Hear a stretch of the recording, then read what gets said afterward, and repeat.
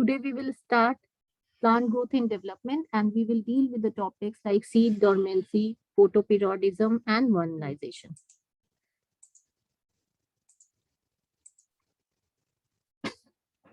So first of all, we should understand what is seed dormancy. हमें पता होना चाहिए कि seed dormancy क्या क्या मतलब है.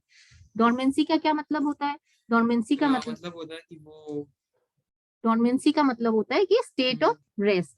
कि सीड हमारा कहाँ गया? स्टेट ऑफ रेस्ट में, या डोरमेंसी को हम क्या कहते हैं? स्लीपिंग स्टेट भी कहते हैं. So this dormancy is a state in which seeds are prevented from germinating even under suitable condition. इस स्टेट में क्या होता है? हमारी सीड्स क्या है? डोरमेंट स्टेट में चली जाती है, जर्मिनेट नहीं करती है. सूटेबल कंडीशंस में भी हम उसको सूटेबल कंडीशन भी प्रोवाइड करते हैं, मतलब टेम्परेचर भी सही रहता है, मॉइस्चर भी रहता है, वाटर भी देते हैं, बस स्टिल हमारी सीड क्या करती है? वो जर्मिनेट नहीं करती है, वो स्लीपिंग स्टेट में चली जाती है. अभी हम डायग्राम से देख सकते हैं क्या है? हमारा सीड है, ये प्लांट ग्रो हो रहा है, बट कुछ सीड्स क्या है? डोरमेंट स्टेट में है, उनसे प्लांट ग्रो नहीं हो रहा है. तो दिस इज डोरमेंसी. अब हमारी सीड क्या है? हमें पता है कि वो वाइबल स्टेट में भी हमारी सीड क्या करती है? वाइबल स्टेट में रहती है, बट जर्मिनेट नहीं करती. क्यों नहीं करती? बहुत सारे रीजंस हो सकते हैं इसके. जैसे कुछ ये रीजंस क्या होते हैं? कुछ एक्सटर्नल कंडीशंस होती हैं और कुछ इंटरनल कंडीशंस होती हैं. कुछ बाहरी कंडीशंस होती हैं जो एक्सटर्नल फैक्टर्स हैं, जिनकी वजह से हमारा सीड जर्मिनेट नहीं कर पा रहा है, और कुछ क्या है? इंटरनल कंडीशंस हैं जिनकी वजह से हमारी सीड जर्मिनेशन नहीं हो रही है. You can see this picture. क्या कर रहा है ये? सारे सीड्स में फर्टिलाइजर्स भी दे रहा है, मिनरल्स भी दे रहा है, वाटर भी दे रहा है, बट तब भी सीड जर्मिनेशन नहीं हो रही है. तो ये सब क्या है? एक्सटर्नल कंडीशंस अच्छी प्रोवाइड कर रहा है, बट स्टिल क्या कर रहा है? सीड ग्रो नहीं हो रही है. So there are certain causes of seed dormancy. क्या क्या कॉजेज हैं? सबसे पहले hard seed coat, second is impermeable seed coat, third immature embryo, fourth germination inhibitors. This is the diagram. You can see seed को लगा रहे हैं, but seed क्या है? डोरमेंट स्टेट में चला जाएगा, जर्मिनेशन नहीं होगा. तो क्या फैक्टर्स हैं? हमने पढ़ा कि कुछ हमारे एक्सटर्नल फैक्टर्स हैं और कुछ हमारे क्या है? इंटरनल फैक्टर्स हैं. तो जैसे एक कॉज क्या है? Hard seed coat. हमारे सीड का क्या है?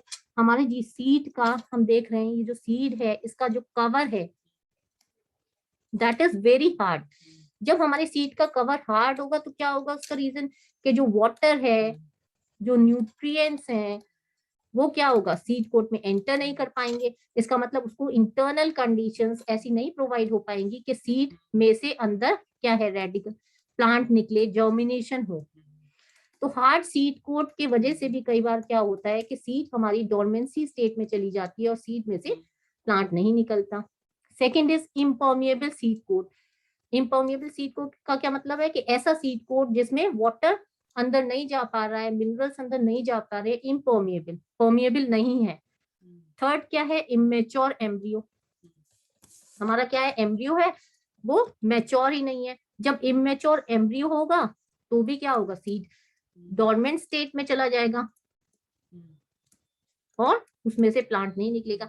डोरमेंट स्टेट का मतलब है कि जो हमारा सीड है वो क्या है? स्लीपिंग स्टेट में है, डेड नहीं है.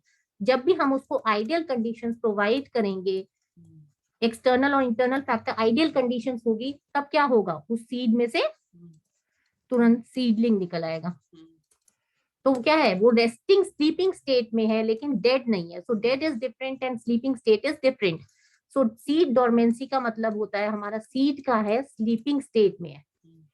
जब वो अपनी नींद से जागेगा उसके बाद क्या है? उसमें से प्लांट निकल आएगा. And next factor is germination inhibitors. कुछ हमारे ऐसे सब्सटेंसेस हैं जो हम अगर सीड के ऊपर डाल दें तो क्या है? जर्मिनेशन नहीं होगा. These are known as germination inhibitors. इनको हम क्या कहते हैं? जर्मिनेशन इनहिबिटर्स कहते हैं, क्योंकि क्या कर रहे हैं? ये जर्मिनेशन को रोक रहे हैं. तो जब जर्मिनेशन इनहिबिटर्स हम यूज करते हैं तो उसके वजह से भी हमारा सीड क्या है? डोरमेंट स्टेट में चला जाता है। और जब दोबारा से हम जर्मिनेशन एक्टिवेटर यूज करेंगे तो क्या होगा, दोबारा से हमारी स्लीपिंग स्टेट जो है सीड की वो टूट जाएगी और दोबारा से हमारे सीड में क्या हो जाएगा, सीड से सीडलिंग निकल आएगी और सीड से प्लांट ग्रो हो जाएगा। अब you can see this diagram कि क्या कर रहा है, ये एक्सटर्नल फैक्टर्स दिखा रहे हैं कि सब क्या कर रहा है, ये मिनरल्स इसको दे रहा है, सब कुछ दे रहा है, बट स्टिल क्या है कि कई बार सीड डोरमेंट स्टेट में चली जाती है। तो it may B due to some external factor और it may B due to some internal factor. So these are the causes of seed dormancy, कि जिसकी वजह से हमारी सीड डोरमेंसी इफेक्ट हो रही है। Now you can see this diagram, क्या कर रहे हैं, ये सीड को लगा रहे हैं, प्लांट भी देख सकते हैं हम, इसमें से प्लांट निकल रहा है। तो इसका मतलब ये जो सीड है ये डोमिनेंट स्टेट में नहीं है, बिकॉज आइडियल कंडीशन है, some external factors also there and internal. जो आइडियल कंडीशन सीड को चाहिए अगर हम वो प्रोवाइड करेंगे तो हमारी सीड में से प्लांट निकलेगा, नहीं प्रोवाइड करेंगे तो सीड डोरमेंट स्टेट में चला जाएगा। जब उसको आइडियल कंडीशंस मिलेंगी दोबारा से उसमें से फिर सीडलिंग निकलेगी। नाउ मैंने आपको बताया एक एक्सटर्नल और इंटरनल फैक्टर है। कई बार इंटरनल सिचुएशन हमें समझनी होती है सीड की, जिसकी वजह से सीड जर्मिनेशन नहीं होता। तो an internal situation that is easy to understand is that embryo has not reached morphological maturity. जब हमारा एम्ब्रियो मॉर्फोलॉजिकल मेच्योरिटी नहीं रीच करता है तो भी हमारा जर्मिनेशन नहीं होगा, बिकॉज कहाँ से जर्मिनेशन हो रहा है, हमारे एम्ब्रियो से हो रहा है। अगर एम्ब्रियो ही हमारा मेच्योर नहीं है, एम्ब्रियो इमेच्योर है, तो कैसे सीड का जर्मिनेशन होगा। एग्जाम्पल किस में होता है, रेननकुलस में हम देख सकते हैं कि जब हमारा एम्ब्रियो मेच्योर नहीं हुआ तो सीडलिंग नहीं निकली उसमें से। You can see this diagram, this is ranunculaceae family, ranunculus दिखा रहा है, हमारा एम्ब्रियो ही डेवलप नहीं है। जब एम्ब्रियो डेवलप नहीं है तो कैसे जर्मिनेशन होगा। तो इंटरनल सिचुएशन में भी कई बार सीड क्या है, जर्मिनेशन नहीं दिखाएगी।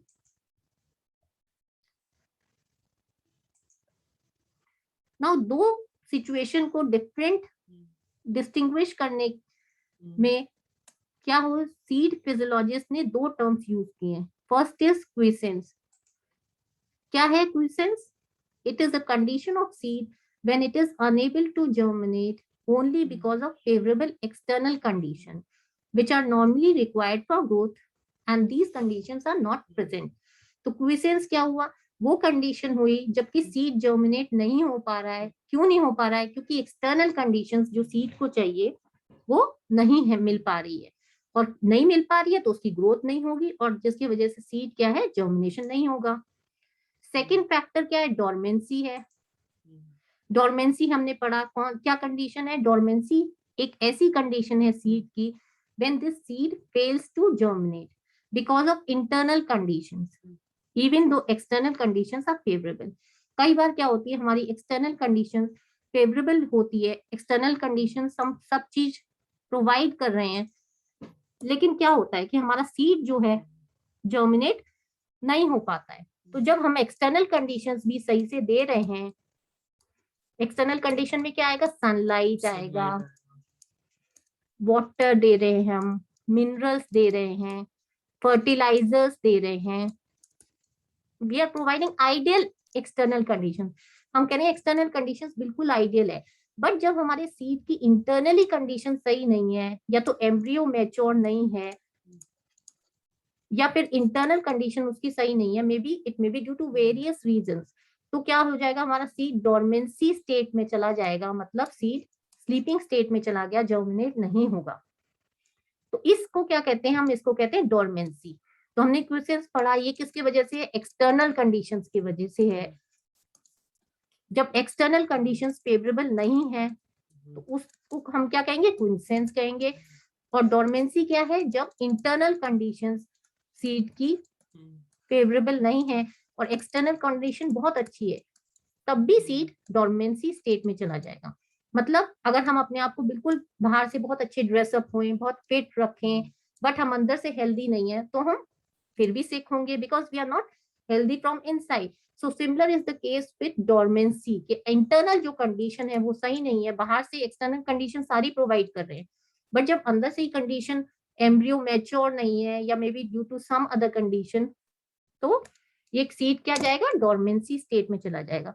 सो basically these are two terms, ये दो टर्म्स हम यूज करते हैं किस लिए, डिस्टिंग्विश करने के लिए क्विसेंस और डोरमेंसी के बीच में।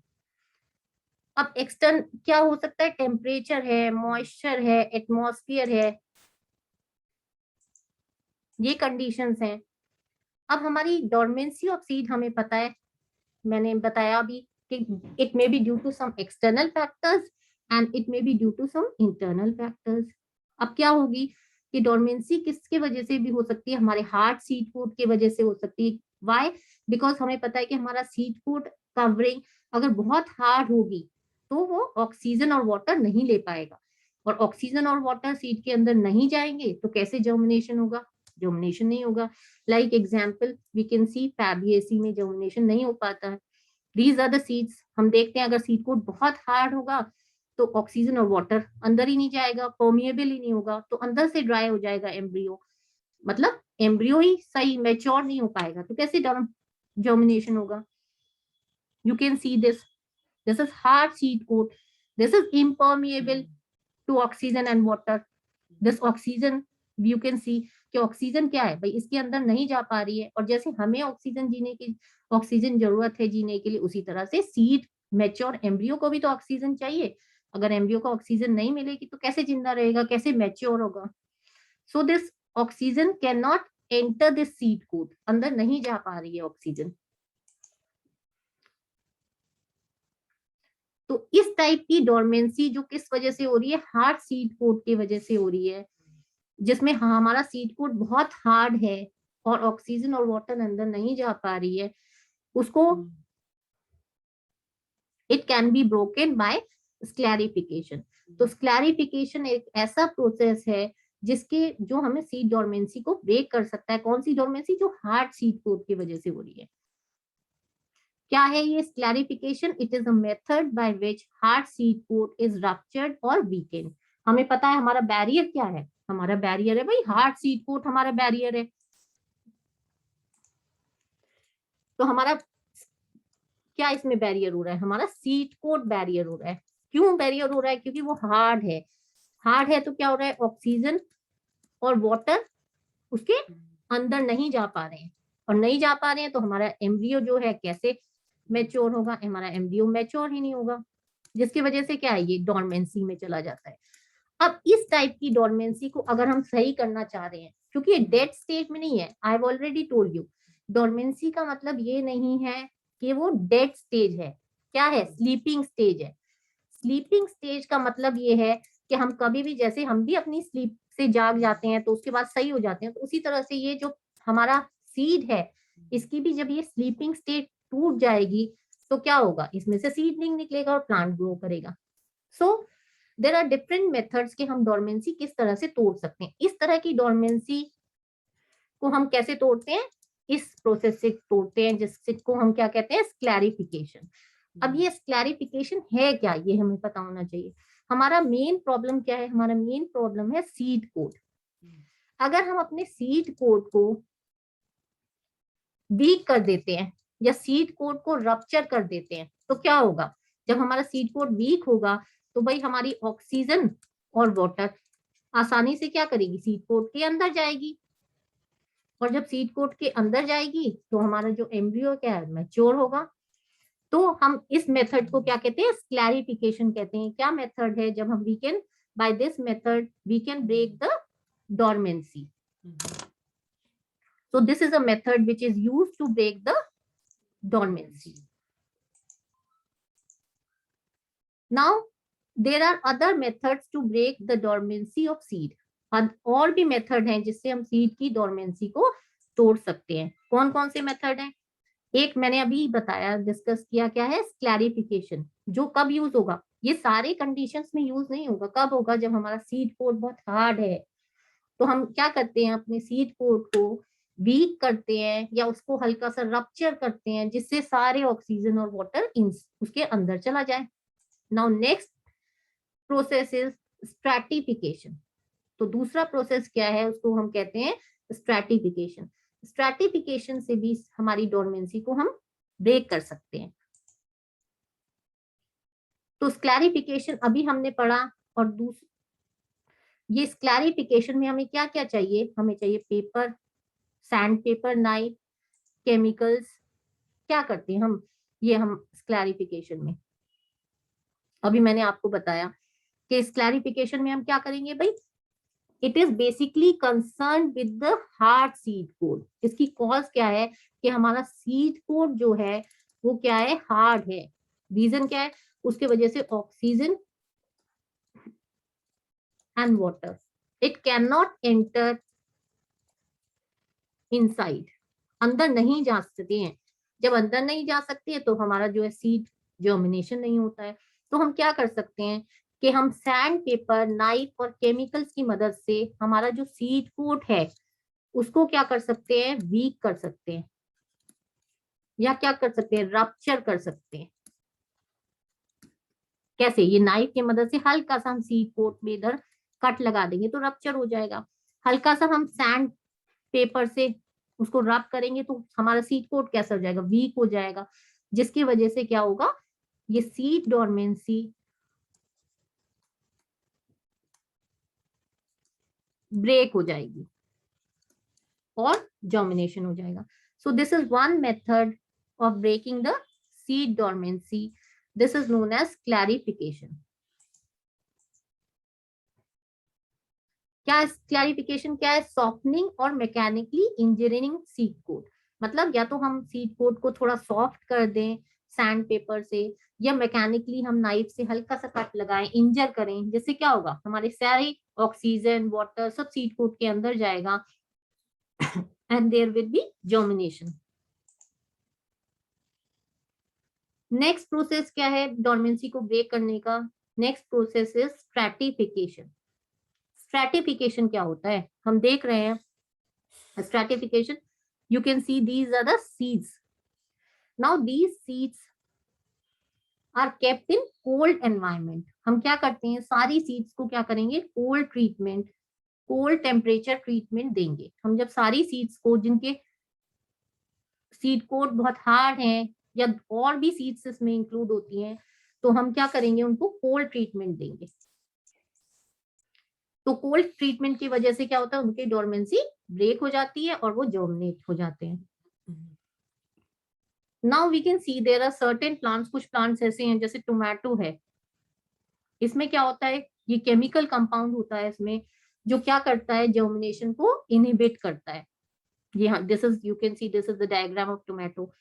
सो this seeds of certain plants जैसे tomato, it contain chemical compounds, और क्या कर रहा है, हमारे जर्मिनेशन को इनहिबिट कर रहा है इसके सीड्स।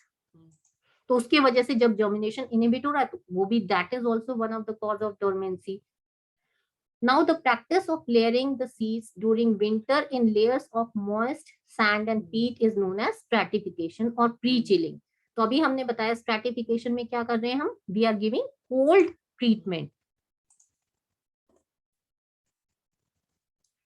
क्या कर रहे हैं हम, cold temperature में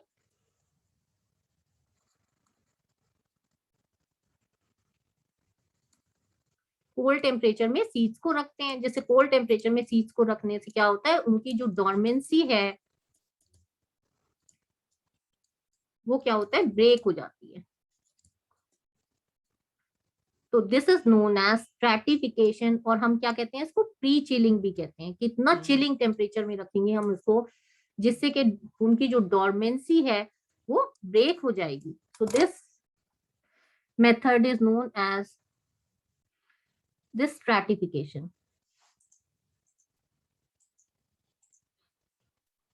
now this is the diagram showing the stratification. क्या कर रहे हैं, हमने सीड्स को क्या किया, पॉलिथीन में रैप कर दिया, उसको रबर बैंड से बांध दिया। अब हम इसको पूरा क्या करेंगे, इसको बहुत ज्यादा ठंडा कोल्ड टेम्परेचर देंगे, जिससे क्या होगा कि कोल्ड टेम्परेचर से वो डोरमेंसी उसकी ब्रेक हो जाएगी।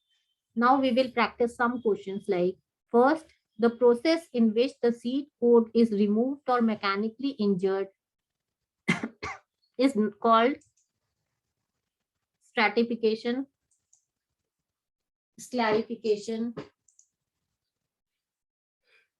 Germination, both 1 and 2। तो ऐसा प्रोसेस जिसमें सीड कोट हम क्या करेंगे, रिमूव करेंगे और मैकेनिकली इंजर करेंगे। अभी हमने रिवाइज किया था, कौन सा प्रोसेस है ये, स्क्लैरिफिकेशन।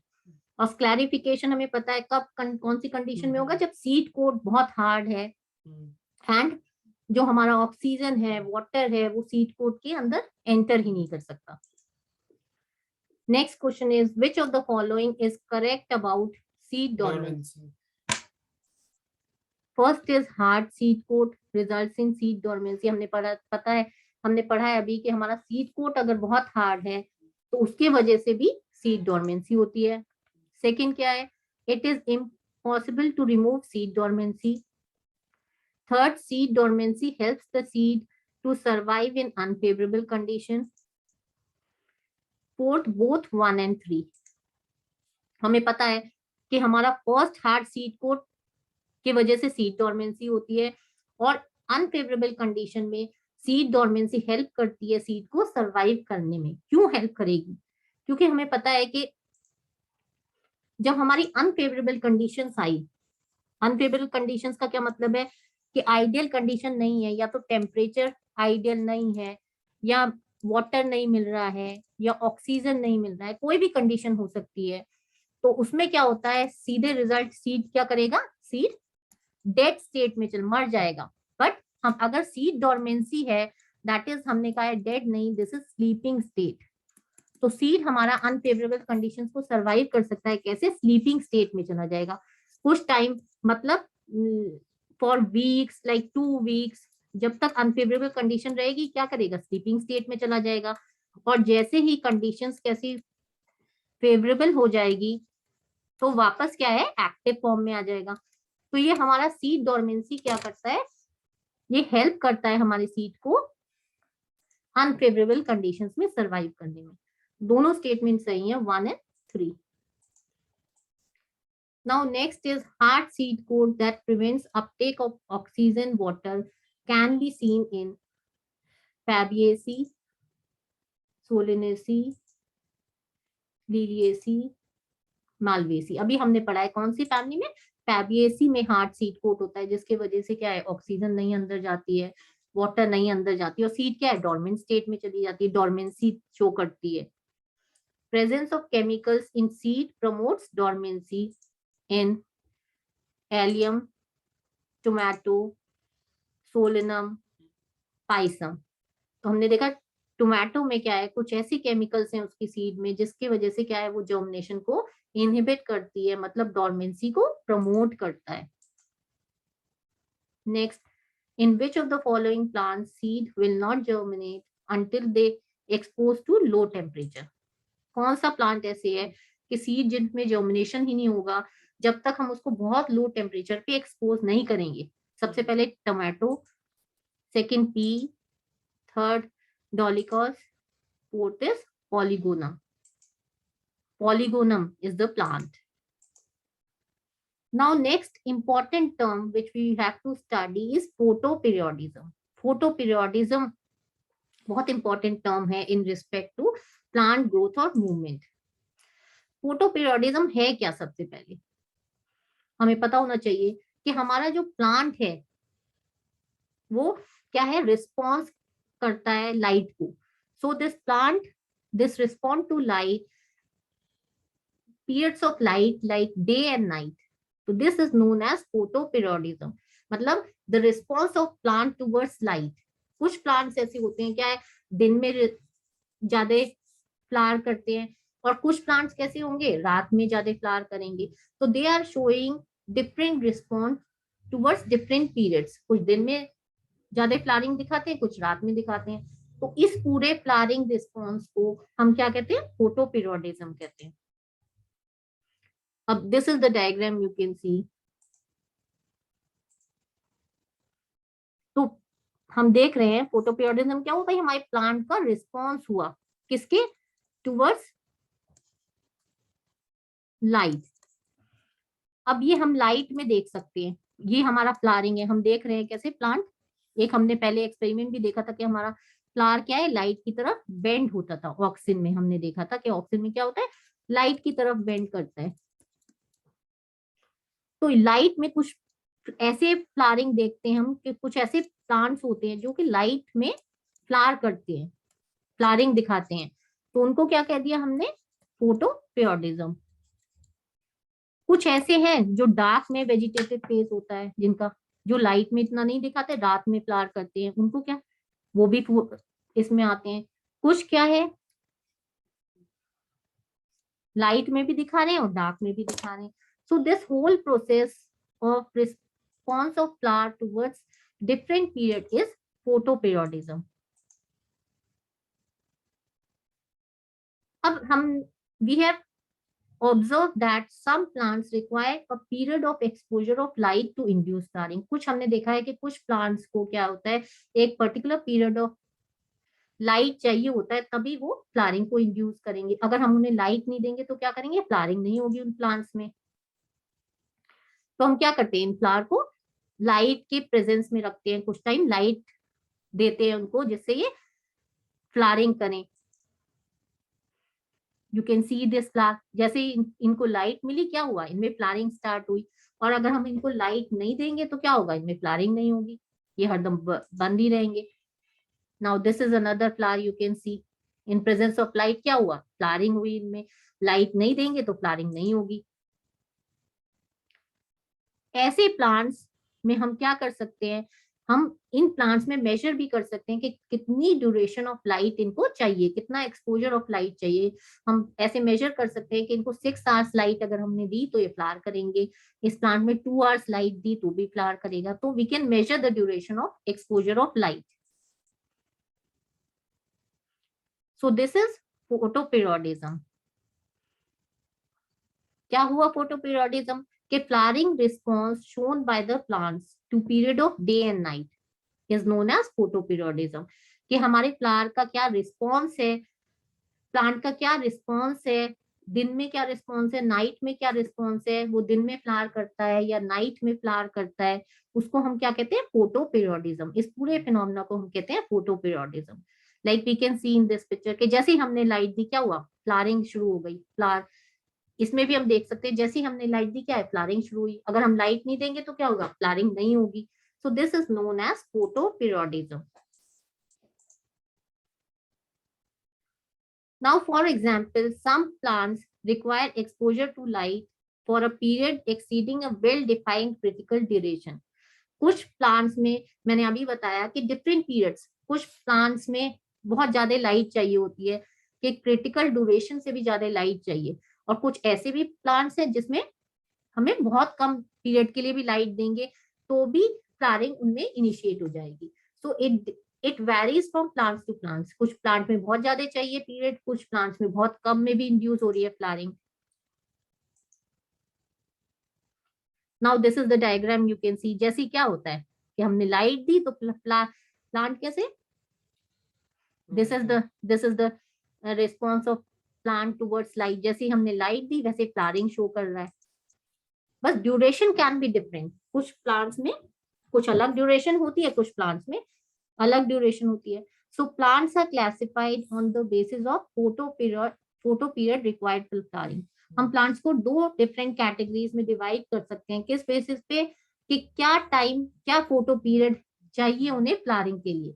जैसे मैंने बताया कुछ को बहुत ज्यादा चाहिए, कुछ को बहुत कम चाहिए। तो एक प्लांट कैसे है, शॉर्ट डे प्लांट्स, जिनको शॉर्ट डे मतलब कि जो हमारा दिन है वो छोटा है, तो दैट मीन्स कि बहुत ज्यादा लाइट नहीं चाहिए। और दूसरे क्या है, long day plants. Second is long day plants. Long day का क्या मतलब है कि लॉन्ग डे प्लांट्स वो प्लांट्स हैं जिसमें बहुत ज्यादा हमें सनलाइट चाहिए, दिन जो है बहुत बड़ा है। दैट मीन्स कि सनलाइट का जो एक्सपोजर है वो बहुत बड़ा हो रहा है उनमें।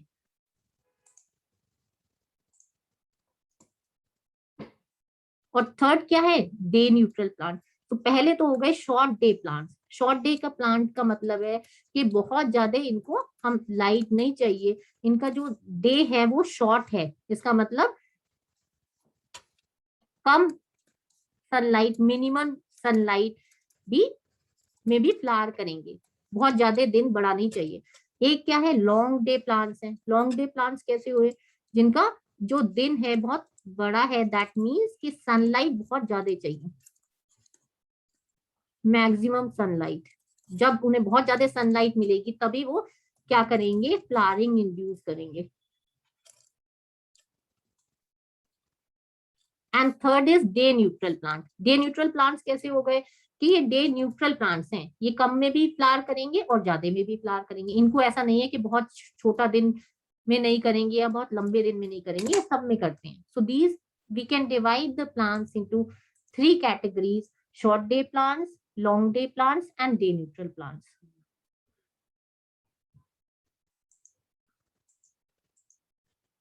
Now this is the diagram. ये क्या है, सन है, ये प्लांट है।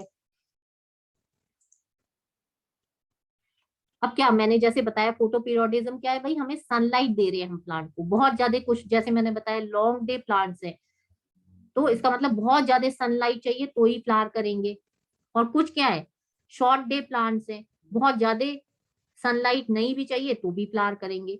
यू कैन सी इसमें क्या है कि बहुत ज्यादा सन नहीं मिल रहा है तो भी क्या है, फ्लावरिंग इंड्यूस कर रहा है। और ये क्या है, बहुत ज्यादा सन मिल रहा है तो फ्लावर इंड्यूस कर रहा है। सो फोटो मतलब क्या है कि जो सनलाइट है वो वैरी कर सकती है, कुछ को 2 घंटे में भी कुछ फ्लावर कर सकते हैं और कुछ 28 आवर्स में फ्लावर करते हैं। So it depends on the duration of the photo period. So basically हमने क्या देखा कि शॉर्ट डे प्लांट्स और long day plants. Short day plants में क्या हुआ, शॉर्ट डे प्लांट्स वो है जिसकी डे तो बहुत शॉर्ट है लेकिन क्या है, नाइट बहुत लंबी है। भाई जब दिन दिन कम होगा तो नाइट बड़ी होगी, तो उनकी जो नाइट है वो बड़ी है। और लॉन्ग डे प्लांट्स कैसे हो गए, लॉन्ग डे प्लांट्स वो प्लांट्स हुए जिनका क्या था, दिन तो बहुत बड़ा था। जब दिन बड़ा हो गया तो नाइट कैसी होगी, छोटी होगी, तो उनकी नाइट कैसी है, शॉर्ट नाइट है। दो तरह के प्लांट्स है, एक तो शॉर्ट डे प्लांट्स जिनका दिन छोटा है बट नाइट कैसी है, लंबी है। और एक लॉन्ग डे प्लांट्स मतलब जिनका दिन बहुत बड़ा है, मतलब सनलाइट ज्यादा ले रहे हैं, तो कैसी नाइट कैसी होगी, छोटी होगी। सो डिपेंड करता है इनका flowering, vegetative and flowering depend करता है इनका कि शॉर्ट डे प्लांट्स में वेजिटेटिव पीरियड कौन सा हो हमारा होगा, कि ये जो फ्लावरिंग है मतलब ये लॉन्ग डे प्लांट्स में क्या होगी कि हमारी ये जो ज्यादा सनलाइट मिल रही है तभी ये फ्लावर कर रहा है, मतलब क्रिटिकल नाइट लेंथ से बहुत सारी हमारी सनलाइट मिलेगी तो ही फ्लावर करेगा। और दिस इज वेजिटेटिव फेज, कि हमारा थोड़ी कम भी मिल रही है तो भी फ्लावर कर सकता है। और फ्लावरिंग में वेजिटेटिव में क्या होगा, कुछ इंटरमिटेंट के कुछ टाइम के लिए हमने सनलाइट दी, फिर गैप किया, फिर कुछ टाइम के लिए सनलाइट दी तो भी फ्लावर कर रहा है। सो इट डिपेंड्स कि कैसा हमारा प्लांट है, उस हिसाब से उसमें डिफरेंट स्टेजेस ऑफ फ्लावरिंग होगी। Now there are many plants where there is no much correlation between the exposure of light duration and induction of flowering. Such plants are known as day neutral plants. मैंने अभी बताया day neutral plants कौन से हैं, वो plants हैं जिसमें हमारा जो हम लाइट दे रहे हैं और फ्लावरिंग के बीच में कोई रिलेशन नहीं है। अगर हम लाइट नहीं भी देंगे तो भी ये फ्लावरिंग दिखाएंगे, और लाइट दे रहे हैं तो भी फ्लावरिंग कर रहे हैं। मतलब कुछ फर्क नहीं पड़ रहा है कि हम कितना एक्सपोजर दे रहे हैं, 2 घंटे का दे रहे हैं या 4 घंटे का दे रहे हैं या नहीं भी दे रहे, तो भी ये फ्लावर करेंगे। There is no relation between the photoperiod and this flowering. सो हमने क्या इससे देखा, हमने देखा कि critical duration is different for different plants. कि जो क्रिटिकल ड्यूरेशन है, जो मिनिमम ड्यूरेशन है फ्लावरिंग का, वो प्लांट टू प्लांट वेरी करता है। कुछ प्लांट में 2 घंटे की लाइट पे वो फ्लावर कर रहे हैं, कुछ 24 घंटे की लाइट में भी फ्लावर नहीं कर रहे हैं, कुछ को 1 घंटे की लाइट में भी फ्लावर कर रहे हैं। तो जो ड्यूरेशन है that is different for different plants. Now it is known that not only the duration of light period but the duration of dark period is also equally important. सिर्फ light period ही important नहीं है flowering के लिए, जो dark period है वो भी equally important है। हम देखते हैं कुछ ऐसे प्लांट्स हैं हमारी कि जिनमें फ्लावरिंग क्या करती है, लाइट और डार्क पे एक्सपोजर पे डिपेंड करती है। खाली हम लाइट देंगे तो फ्लावरिंग नहीं करेंगे जब तक हम उनको डार्क एक्सपोजर नहीं देंगे। That means it is dependent on light and dark both the phases, कि पहले हम थोड़ा सा लाइट देंगे, फिर डार्क देंगे, फिर लाइट देंगे, तो they need both the phases, मतलब लाइट भी चाहिए उनको और डार्क भी चाहिए। You can see this is the these are 3 types of plants. अब हम इनमें देखेंगे, जैसे हमने पढ़ा था शॉर्ट डे और लॉन्ग डे, ये कैसे है।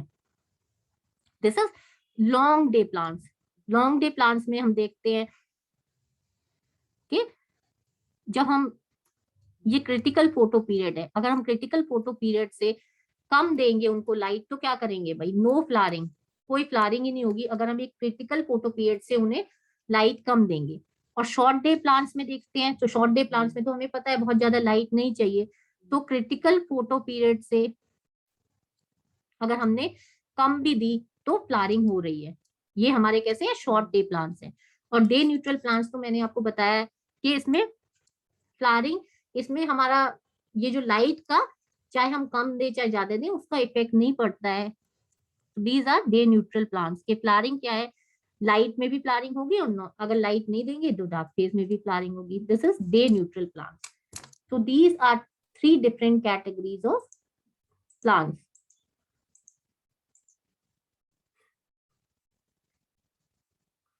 अब कौन सा ऐसा पार्ट है जहाँ पे हमारी ये लाइट जा रही है, ये डार्क रिएक्शन हो रहा है, हमें पता है क्या है, ये लीव्स होते हैं। हमारे लीव्स में क्या होता है, वही फोटोसिंथेसिस होता है। हमें पता है कि सनलाइट की प्रेजेंस में क्या हो रहा है, मैन्युफैक्चर ऑफ फूड होता है, and that is known as photosynthesis.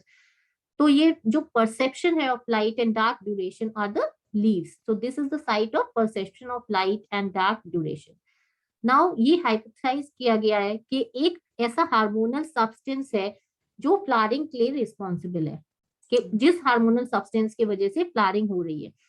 Now this is the diagram, you can see कि एब्जॉर्प्शन यहाँ से हुआ तो क्या होगा भाई, ऊपर ट्रांसलोकेशन होगा लीव्स में।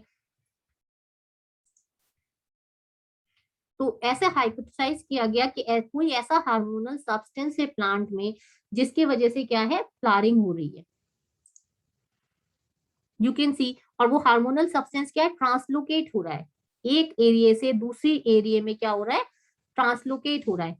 एक एरिया में प्लांट से दूसरे प्लांट के एरिया में जा रहा है, जिसकी वजह से फ्लावरिंग होगी। क्योंकि ऐसा तो नहीं हो सकता है कि सिर्फ शूट टिप पे फ्लावर आए, लैटरल ब्रांचेस में ना आए। फ्लावर कहाँ, फ्लावर तो हर जगह आता है प्लांट पे। तो दैट मीन्स वो सब्सटेंस एक ही जगह नहीं है, ऊपर से नीचे भी जा रहा है, नीचे से ऊपर भी जा रहा है। You can see this diagram, ये रेड लाइन क्या दिखा रही है कि ये पूरा क्या हो रहा है, लीव्स में ट्रांसलोकेट हो रहा है पूरे प्लांट में, तभी तो पूरे प्लांट में फ्लावरिंग होगी। अब इस हार्मोनल सब्सटेंस, इन्होंने कहा कि जो हार्मोनल सब्सटेंस है जिसकी वजह से फ्लावरिंग हो रही है, ये माइग्रेट करता है कहाँ से, लीव से to shoot एपेक्सेस।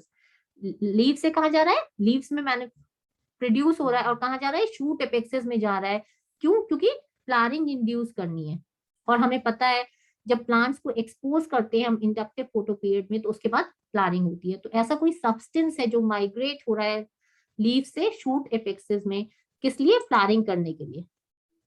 This is the tree, you can सी क्या हो रहा है यहाँ लीव से, अब लीव से क्या हो रहा है, शूट एपेक्सेस में जा रहा है, क्योंकि फ्लावरिंग तो सभी जगह होगी, ठीक है ना। So this red arrow is indicating कि यहाँ लीव से क्या हुआ, ये सब्सटेंस, हार्मोनल सब्सटेंस क्या हो रहा है, ट्रांसलोकेट हो रहा है, और ये फ्लावरिंग को इंड्यूस करेगा। Now next important term is vernalization. Vernalization का क्या मतलब होता है, अभी हमने सीड डोरमेंसी पढ़ी, अब ये वर्निलाइजेशन क्या है, this is a method of inducing early flowering in plants by pre treatment of the seeds और young shoots at low temperature. तो जब हम देखते हैं कि फ्लावरिंग तो एक टाइम के बाद होती है, ऐसा तो नहीं अभी हम चाहें तो फ्लावरिंग हो जाए, तो ये वर्निलाइजेशन ऐसा मेथड है जिससे हम फ्लावरिंग अर्ली कर सकते हैं। कैसे करेंगे, हम अपनी सीड्स को, हम अपने यंग शूट्स को लो टेम्परेचर ट्रीटमेंट देंगे। जब हम सीड्स को और शूट्स को लो टेम्परेचर ट्रीटमेंट देते हैं तो उस प्रोसेस को क्या कहते हैं, वर्निलाइजेशन कहते हैं। लो टेम्परेचर ट्रीटमेंट, कितना low temperature treatment, 0 to 5 degree C तक देंगे। हम जब लो टेम्परेचर ट्रीटमेंट देंगे तो हम देखते हैं कि क्या उसमें होती है, उसमें फ्लावरिंग हो जाएगी। Like wheat, barley, rice, they have two kinds of varieties. ये प्लांट्स कैसे, इनकी दो वेराइटीज है, एक तो विंटर और एक स्प्रिंग वेराइटीज है। कुछ वेराइटी कैसी है, कुछ विंटर में फ्लावर करती है और कुछ स्प्रिंग में फ्लावर करती है। Now we know that spring variety का प्लांट होती है स्प्रिंग में होगी और ये कम फ्लावर करेगी, ये जब फ्लावर करेगी और क्या करेगी, ग्रेन प्रोड्यूस करेगी at the end of growing season. Winter varieties कब प्लांट होती है, स्प्रिंग में। बट दे नॉर्म, अगर हम विंटर वेराइटीज को स्प्रिंग में प्लांट कर देंगे तो क्या करेंगे, उसमें फ्लावर आएगा, उसमें फ्लावर नहीं आएगा, वो क्या फेल करेगी, उसमें फ्लावरिंग नहीं होगी। बट हम क्या कर सकते हैं कि लो टेम्परेचर ट्रीटमेंट में we can induce this flowering. So winter varieties, however, if planted in spring, would normally fail to produce flowers or mature grape within a span of flowering season. तो क्या करेगी winter varieties, नहीं flowering दिखाएगी, क्योंकि winter varieties का तो एक particular period है जब उनको प्लांट किया जाता है जिससे वो पर्टिकुलर फ्लावरिंग सीजन में फ्लावर करें।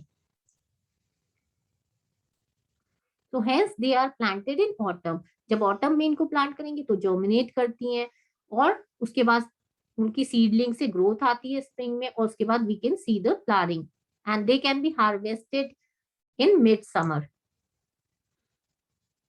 सो there is a particular season कि जब इनको हम प्लांट करेंगे तभी इन पे फ्लावरिंग दिखेगी। Another example of vernalization is seen in biennial plants. Biennial plants में भी हम वर्निलाइजेशन देख सकते हैं। बाइनियल प्लांट्स हमारे कौन से प्लांट्स हैं, मोनोकार्पिक प्लांट्स होते हैं जो normally flower and they die in the second season. एक सीजन में फ्लावर करती हैं और सेकेंड सीजन में डाई कर जाते हैं। These are the flowers, these are examples of biennial flowers. Sugar beet, cabbages, carrots, ये कुछ बाइनियल ऐसे प्लांट्स हैं हमारे। अब क्या है वर्निलाइजेशन का, हमने कहा कि वर्निलाइजेशन से क्या हो रहा है भाई, हम लो टेम्परेचर ट्रीटमेंट दे रहे हैं और जिसकी वजह से क्या हो रहा है, हमें फ्लावरिंग इंड्यूस हो रही है। तो जब हम बाइनियल प्लांट को भी लो टेम्परेचर ट्रीटमेंट देंगे तो उनका photoperiodic flowering response, we can see this photoperiodic flowering response. और क्या होगा, उनमें फ्लावरिंग इंड्यूस होगी। तो this process is known as vernalization. जब उनमें अर्ली फ्लावरिंग देख सकते हैं, कैसे, लो टेम्परेचर ट्रीटमेंट देने से। First question is most appropriate temperature for vernalization ranges between 0 to -4, 5 to 7, 5 to 10 and 0 to 5 degree. So it is 0 to 5 degree. हम क्योंकि लो टेम्परेचर ट्रीटमेंट दे रहे हैं तो 0 to 5 डिग्री टेम्परेचर जो आइडियल टेम्परेचर है जो हमें वर्निलाइजेशन के लिए चाहिए। अगर हम टेम्परेचर वैरी करेंगे तो हमारा वर्निलाइजेशन नहीं होगा। This is very important, temperature is very important. Now in vernalization, the cold stimulus is perceived by axillary bud, floral bud, leaves, apical bud. So apical bud जो होती है उसको हम क्या करते हैं, cold stimulus perceive करती है हमारे apical bud। So please press the bell icon and subscribe my channel to get more videos.